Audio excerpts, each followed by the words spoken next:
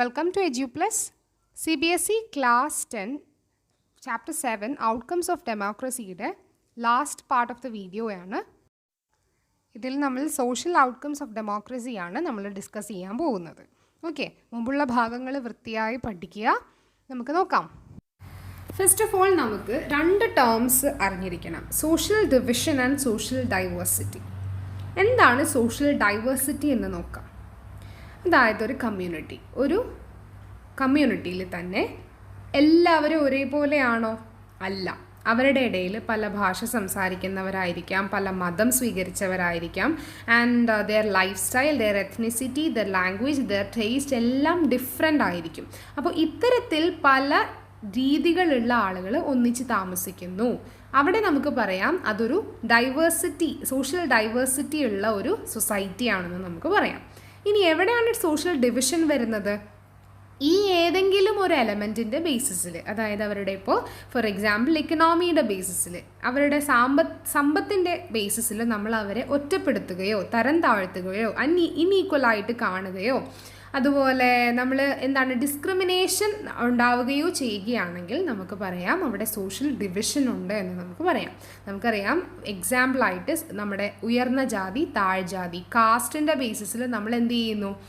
അവിടെ ഡിസ്ക്രിമിനേഷൻ ഉണ്ടാകുന്നു എങ്കിൽ അവിടെയാണ് സോഷ്യൽ ഡിവിഷൻ ഉണ്ടാകുന്നത്. അപ്പോൾ ക്ലിയർ ആയിട്ട് മനസ്സിലാക്കുക social diversity and social division. ഈ ചാപ്റ്ററിൽ നമ്മൾ ഈ ഒരു ഭാഗത്ത് ആദ്യം തന്നെ നോക്കുന്നത് ഡെമോക്രസി എങ്ങനെയാണ് സോഷ്യൽ ഡൈവേഴ്സിറ്റീസിനെ ഹാൻഡിൽ ചെയ്യുന്നത്. ഓക്കെ, നമുക്കറിയാം ഇന്ത്യ ഒരു ഡെമോക്രാറ്റിക് രാജ്യമാണ്. ഒരുപാട് ഡൈവേഴ്സിറ്റീസ് ഉണ്ട്. പല ഭാഷ സംസാരിക്കുന്നവരാണ്, പല മതം സ്വീകരിച്ചവരാണ് ഇന്ത്യക്കാർ, അല്ലേ? പല ലൈഫ് സ്റ്റൈലുള്ളവരാണ് ഇന്ത്യക്കാർ. അപ്പോൾ ഇത്തരത്തിൽ ഒരുപാട് ഡൈവേഴ്സിറ്റീസ് ഉള്ള ഈ രാജ്യത്തിലുള്ള ആളുകളെ ഒരു ഡെമോക്രസി എങ്ങനെയാണ് ഹാൻഡിൽ ചെയ്യുന്നത്, അക്കോമഡേറ്റ് ചെയ്യുന്നത് എന്നാണ് ആദ്യം നമ്മൾ നോക്കുന്നത്. How the democracy accommodate the social diversities. Okay, so ഈ ഒരു ക്വസ്റ്റ്യൻ നിങ്ങൾക്ക് എക്സ്പെക്ട് ചെയ്യാം. How the democracy accommodate the social diversity. Okay, first point, democracy develops a procedure to conduct the competition. എന്താ അതുകൊണ്ട് ഉദ്ദേശിച്ചത്? നമ്മളുടെ ജനാധിപത്യത്തിൽ ഒരു മത്സര രീതിയുണ്ട്. എങ്ങനെയാണ് ആ മത്സര രീതി? പാവപ്പെട്ടവനെന്നോ പണക്കാരനോ എന്നോ ഇല്ല, ഉയർന്ന ജാതി താഴ്ജാതി എന്നൊന്നും ഇല്ല. 5 വർഷം കൂടുമ്പോൾ ആ പ്രദേശങ്ങളിൽ ഒരു മോഡ് ഓഫ് കോമ്പറ്റീഷൻ, എന്താണ് അതിനെ നമ്മൾ വിളിക്കുന്നത്? ഇലക്ഷൻ, അല്ലേ? കൃത്യമായൊരു പ്രൊസീജിയർ ഉള്ള, ഒരു പ്രക്രിയ ഉള്ള ഒരു മോഡ് ഓഫ് കോമ്പറ്റീഷൻ മെത്തേഡ് ഒരു ജനാധിപത്യ രീതിയിൽ നിലനിൽക്കുന്നുണ്ട്. ഇത്തരത്തിൽ എല്ലാ ഡൈവേഴ്സിറ്റീസും ഉള്ള ആളുകളെ, ഏത് തട്ടിലുള്ള ആളുകളാണെങ്കിലും അവർ പരസ്പരം കോമ്പീറ്റ് ചെയ്ത് അതിൽ ജനങ്ങളുടെ നേതാവായിട്ട് അവരെ തന്നെ ഇലക്ട് ചെയ്തെടുക്കുന്ന ഒരു മോഡ് ഓഫ് കോമ്പറ്റീഷൻ. ഇത് ജനാധിപത്യത്തിൻ്റെ ഒരു പ്രത്യേകതയാണ്, ഒരു ഡെമോക്രസിയുടെ ഒരു പ്രത്യേകതയാണ്. ആൻഡ് ഈ ഒരു mode of competition which accommodate the social diversity, അല്ലേ? സോ ഫസ്റ്റ് പോയിന്റ് നിങ്ങൾ ഓർത്തിരിക്കുക.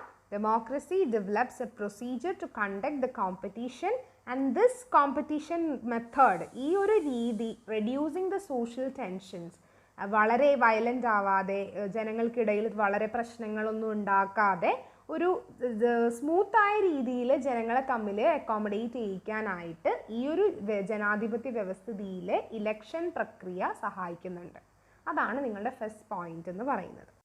ഈ പല ജനവിഭാഗങ്ങൾ തമ്മിലുള്ള ഇത്തരത്തിലുള്ള ഇഷ്യൂസ് എല്ലാം തന്നെ സോൾവ് ചെയ്യാൻ ഒരു സൊസൈറ്റിക്കും സാധിക്കില്ല. പക്ഷേ ഡെമോക്രസിക്ക് ഒരു പരിധി വരെ ഇതിനെല്ലാം അക്കോമഡേറ്റ് ചെയ്യാനായിട്ട് കഴിയുന്നുണ്ട്. ഫോർ എക്സാമ്പിൾ നമ്മുടെ ഇന്ത്യൻ സൊസൈറ്റി തന്നെ പല ഡൈവേഴ്സിറ്റീസ് ഉണ്ട്. പല ഭാഷ, പല പാർട്ടി, പല മതം എല്ലാം ഡിഫറെൻ്റ് ആണെങ്കിലും നമ്മൾ അങ്ങോട്ടും ഇങ്ങോട്ടും എന്ത് ചെയ്യുന്നുണ്ട്? എല്ലാ മതങ്ങളെയും റെസ്പെക്റ്റ് ചെയ്യുന്നുണ്ട് ആൻഡ് എല്ലാ ജനവിഭാഗത്തെയും അംഗീകരിക്കുന്നുണ്ട് ഒരു പരിധി വരെ, ഡെമോക്രാറ്റിക് ഫോം ഓഫ് ഗവൺമെൻറ് ഉള്ള നമ്മളുടെ കൺട്രീസിൽ. ഓക്കെ, അപ്പോൾ അതാണ് നിങ്ങൾ സെക്കൻഡ് പോയിന്റ് ആയിട്ട് ഇവിടെ മെൻഷൻ ചെയ്യേണ്ടത്. The democracy learn to respect these differences and evolve a mechanism to discuss this differences. Okay, so നമുക്ക് പറയാം democracy have the ability to handle the social differences. Okay, third point ആയിട്ട് ഓർത്തിരിക്കുക. എല്ലാ സമൂഹത്തിലെ ഡിഫറൻസുകളും ഡിവിഷൻസും പ്രശ്നങ്ങളും എല്ലാം തന്നെ ഒരു പരിധി വരെ ഡെമോക്രസിക്ക് ഹാൻഡിൽ ചെയ്യാം, നോൺ ഡെമോക്രസിയെ അപേക്ഷിച്ച്. എക്സാമ്പിളായിട്ടും നിങ്ങളവിടെ മെൻഷൻ ചെയ്യാം. എന്താണ്, നമ്മൾ ഫസ്റ്റ് ചാപ്റ്റർ പവർ ഷെയറിങ്ങിൽ ബെൽജിയത്തിൻ്റെ കേസ് നമ്മൾ പഠിച്ചതാണ്. അവിടെ French speaking and Dutch speaking ആയിട്ടുള്ള കമ്മ്യൂണിറ്റീസ് തമ്മിലുള്ള പ്രശ്നങ്ങൾ എങ്ങനെയാണ് ഹാൻഡിൽ ചെയ്തത് എന്ന് നമ്മൾ കണ്ടതാണ്.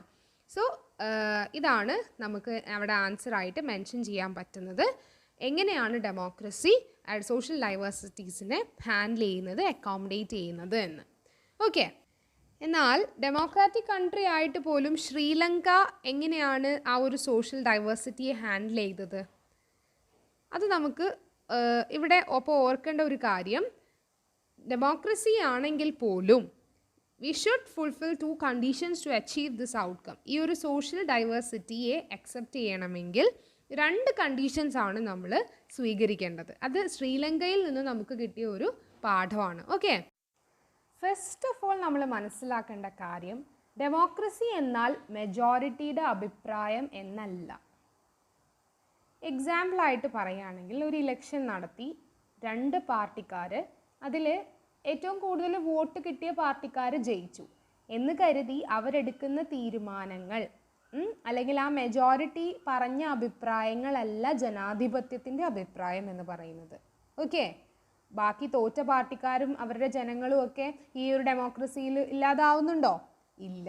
അപ്പോൾ ഫസ്റ്റ് നിങ്ങൾ മനസ്സിലാക്കേണ്ട കാര്യം, ഒരു ഡെമോക്രസി ഈ ഒരു സോഷ്യൽ ഡൈവേഴ്സിറ്റിയെ സ്വീകരിക്കണമെങ്കിൽ, അക്കോമഡേറ്റ് ചെയ്യണമെങ്കിൽ എന്ത് ചെയ്യണം? To always need to work with minority. Majority ആയിക്കോട്ടെ മൈനോറിറ്റി ആയിക്കോട്ടെ, ഡെമോക്രസിയിൽ 2 പാർട്ടീസിനെയും അവരെന്ത് ചെയ്യണം? അവർ ആ 2 പാർട്ടീസിനോടൊപ്പം എന്ത് ചെയ്യണം? വർക്ക് ചെയ്യണം. അവരെ 2 പേരെയും അക്കോമഡേറ്റ് ചെയ്യണം. എങ്കിൽ മാത്രമാണ് the government function to represent the general view. Okay, majority ഒപ്പീനിയനും മൈനോറിറ്റി ഒപ്പീനിയനും എന്നൊന്നും എന്തിലില്ല?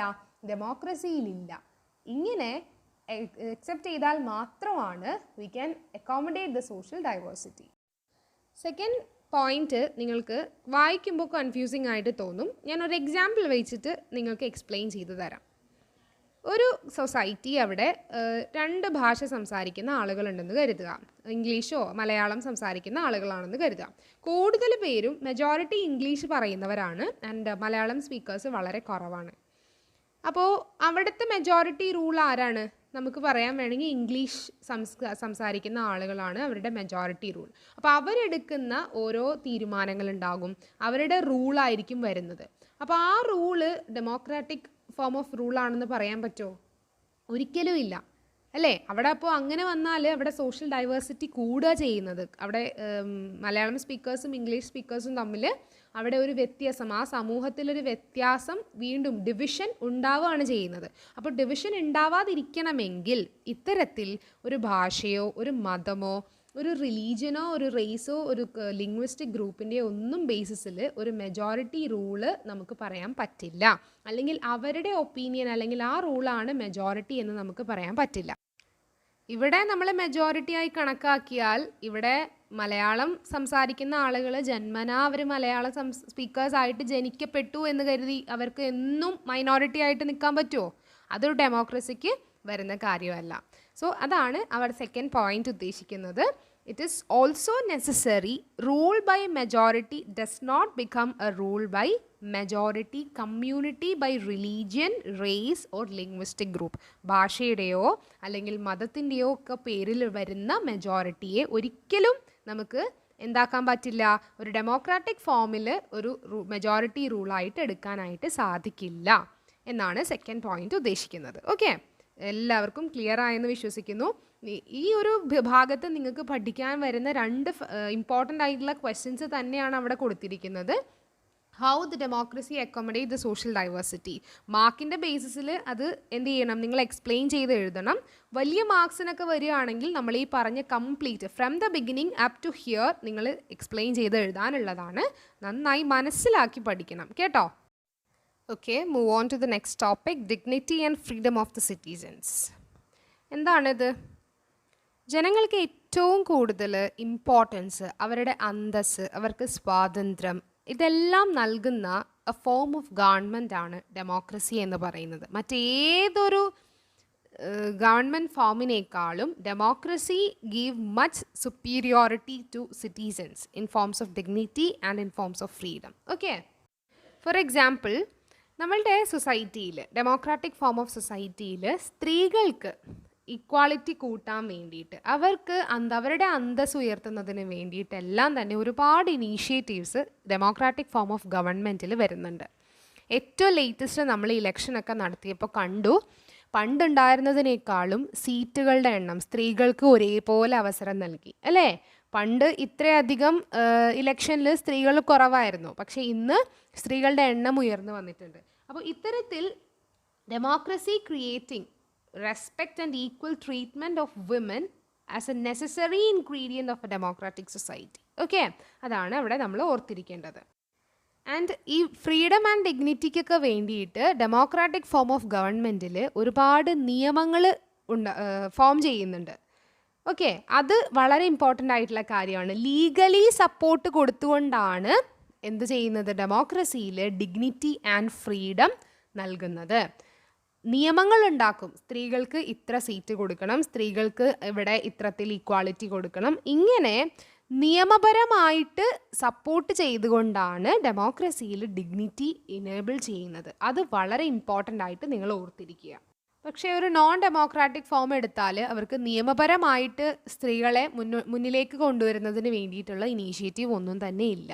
ഓക്കെ, ഇത്രയേ ഉള്ളൂ. ഡെമോക്രസിയിൽ നമ്മൾ ഒരു സ്ത്രീയെ തരം താഴ്ത്തിയാൽ അവർക്ക് കേസ് കൊടുക്കാൻ പാകത്തിന് നിയമം ഡെമോക്രസിയിലുണ്ട്.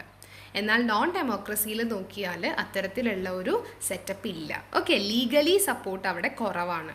ഇതേ അവസ്ഥ തന്നെയാണ് നമ്മളുടെ കാസ്റ്റ് ഇൻഇക്വാളിറ്റിയുടെ കേസിലും. ഒരു താഴ്ന്ന ജാതിയിൽപ്പെട്ട ആളെ ഉയർത്തിക്കൊണ്ടുവരുന്നതിന് വേണ്ടി ഡെമോക്രസിയിൽ ഒരുപാട് ഇനീഷ്യേറ്റീവ്സ് ഉണ്ട്. അവർക്കിപ്പോൾ നമുക്കറിയാം, ജോലിക്കൊക്കെ ശ്രമിക്കുകയാണെങ്കിലും അവർക്ക് സംവരണം, അല്ലേ? നിങ്ങൾ കേട്ടിട്ടുണ്ടാവും റിസർവേഷൻ എന്നൊക്കെ പറഞ്ഞിട്ട്, അല്ലേ? താഴെ ജാതിക്കാർക്ക് ഇത്ര ശതമാനം അവർക്ക് എന്ത് കൊടുക്കണം, റിസർവേഷൻ കൊടുക്കണം. അതുപോലെ തന്നെയാണ് ഫീസ് ഇളവ് കൊടുക്കുക. സ്കൂളുകളിലും കോളേജുകളിലൊക്കെ പഠിക്കുന്ന കേസസിൽ വലിയ വലിയ യൂണിവേഴ്സിറ്റീസിലാണെങ്കിലും ഷെഡ്യൂൾഡ് കാസ്റ്റ് അത്തരത്തിലുള്ള വിഭാഗക്കാർക്ക് എന്ത് ചെയ്യണം, അവരെ ഉയർത്തിക്കൊണ്ടുവരാൻ, അവരുടെ ഡിഗ്നിറ്റി ഉയർത്താൻ വേണ്ടിയിട്ട്, അവർക്ക് ഫ്രീഡം ഇൻഇക്വാളിറ്റി ഒക്കെ കൊടുക്കുന്നതിന് വേണ്ടിയിട്ട് ഇത്തരത്തിലുള്ള ലീഗൽ സപ്പോർട്ട് ഡെമോക്രസി ഇനേബിൾ ചെയ്യുന്നുണ്ട്. നോൺ ഡെമോക്രാറ്റിക് ഫോം ഓഫ് ഗവൺമെൻറ്റിൽ നമുക്കിതൊന്നും കാണാനായിട്ട് സാധിക്കില്ല. എന്നിരുന്നാൽ പോലും ഇപ്പോഴും സ്ത്രീകൾക്ക് നേരെയുള്ള ആക്രമണങ്ങളും അതുപോലെ സ്ത്രീകളെ ഇൻഇക്വലായിട്ട് കാണുക, അതുപോലെ കാസ്റ്റ് ഇൻഇക്വാളിറ്റി, ഇതെല്ലാം സ്റ്റിൽ ഇന്ത്യ അടക്കമുള്ള ഡെമോക്രാറ്റിക് രാജ്യങ്ങളിൽ നിലനിൽക്കുന്നുണ്ട്. സോ ഇവിടെ എല്ലാം നമ്മൾ ചെയ്യേണ്ട ഒരു കാര്യം എന്ന് പറയുന്നത് മോറൽ ആൻഡ് ലീഗൽ ഫൗണ്ടേഷൻസ്, അല്ലെങ്കിൽ moral support and legal support കൂടുതലാക്കുക എന്നല്ലാതെ നമുക്കൊന്നും ചെയ്യാനില്ല. Okay, and from the beginning നമ്മൾ കുട്ടികളടക്കം ഒരു equality, considering the men and women as equal, അതുപോലെ തന്നെ എല്ലാ കാസ്റ്റും ഈക്വൽ, എല്ലാ റിലീജിയനും ഈക്വൽ, ആ ഒരു ഇക്വാളിറ്റി എഡ്യൂക്കേഷൻ നിങ്ങളടക്കം വളർത്തിയെടുക്കണം. എങ്കിൽ മാത്രമാണ് ഇത്തരത്തിലുള്ള ഒരു കൺസെപ്റ്റ്സ് ഒക്കെ നമ്മളുടെ സൊസൈറ്റിയിൽ നിന്ന് മാറ്റാനായിട്ട് സാധിക്കുക. ഓക്കെ, സോ നമ്മൾ ഈ ചാപ്റ്ററിൽ political outcome, economic outcome and social outcome of democracy ഒക്കെ ഡിസ്കസ് ചെയ്തു. ആൻഡ് നമുക്ക് പറയാം, democracy is far better than any other form of government. Okay, പക്ഷേ നമ്മൾ ജനങ്ങൾ we are expecting more from democracy and we have so many complaints about democracy. കാരണം നമ്മൾക്ക് കൃത്യമായൊരു ആവശ്യങ്ങളുണ്ട്, അല്ലെങ്കിൽ കൃത്യമായൊരു അവബോധം, ഒരു അവയർനെസ് ഉണ്ട് നമുക്ക് എന്തൊക്കെ വേണം, ഒരു രാജ്യത്തിന് എന്തൊക്കെ വേണം എന്നുള്ളതിൽ. അതുകൊണ്ടാണ് we are still complaining and we are still expecting from democracy. And most of the individuals in this democratic country believing that their votes make a difference. ഓരോ വോട്ടിനും വിലയുണ്ട്. ആൻഡ് ഈ വോട്ടുകൾക്ക് ഒരുപാട് മാറ്റങ്ങൾ ഗവൺമെൻറ് ഫോംസിൽ കൊണ്ടുവരാൻ പറ്റുമെന്ന് എന്ത് ചെയ്യുന്നുണ്ട്, ഈ ജനങ്ങൾ വിശ്വസിക്കുന്നുണ്ട്. അത്തരത്തിലുള്ള ഒരു സർവേയുടെ റിസൾട്ടാണ്, ഓക്സ്ഫോർഡ് യൂണിവേഴ്സിറ്റിയുടെ റിസൾട്ടാണ് നിങ്ങൾക്ക് പേജ് നമ്പർ 98 കൊടുത്തിട്ടുള്ള ആ ഒരു graph. That people believing their vote is placed above the calculus of utility എന്നുള്ള ഒരു ഗ്രാഫ്. അത് നിങ്ങൾ ഓർത്തിരിക്കുക. ആൻഡ് നമ്മളുടെ women representation, women equality, women ഡിഗ്നിറ്റിയെ റിലേറ്റ് ചെയ്യുന്ന ഒരു റോസാ പാർക്സിൻ്റെ കാർട്ടൂണും ആ പേജ് നമ്പർ 98 കൊടുത്തിട്ടുണ്ട്. അവിടെ ഉദ്ദേശിക്കുന്നത് ആ ഒരു പുരുഷനിരിക്കേണ്ട സീറ്റിലൊരു സ്ത്രീ വന്നിരിക്കുകയാണ്. Because she have A moral and legal support from democracy. അതുകൊണ്ട് അവിടെ ഡിഗ്നിറ്റി കൊടുക്കുന്നു എന്നുള്ളതാണ്. ഓക്കെ, ഈ ചാപ്റ്റർ നമ്മൾ ഓൾമോസ്റ്റ് കംപ്ലീറ്റ് ആയിട്ടുണ്ട്. വെരി സിമ്പിൾ ആൻഡ് മനസ്സിലാക്കി പഠിച്ചാൽ ഫുൾ മാർക്സും സ്കോർ ചെയ്യാൻ പറ്റുന്ന ഒരു ചാപ്റ്ററാണ് ഔട്ട്കംസ് ഓഫ് ഡെമോക്രസി.